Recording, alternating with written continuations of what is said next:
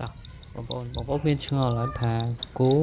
ពេលដែលវាស៊ីស្មៅហេតុអីវាមិនទំពាឲ្យបានលេបដូចយើងដូចមនុស្សយើងគឺអត់ទេវាស៊ីហើយលេបស៊ីហើយលេបអានេះវាជាធម្មជាតិរបស់គោនៅក្នុងនោះវាមានមូលហេតុដោយសារអឺសត្វគោវាជាប្រភេទសំដៅទៅលើសត្វស៊ីស្មៅដូចជាគោក្របីហ្នឹងគឺវាមានធម្មជាតិពេលវាស៊ីស្មៅចប់វាទៅសម្រាកគឺវានឹងទំពាអៀងដោយសារតែវាប្រព័ន្ធក្រពះរបស់វាមានភាពស្មុគស្មាញហើយវាមានទៅដល់4ថតអញ្ចឹងណា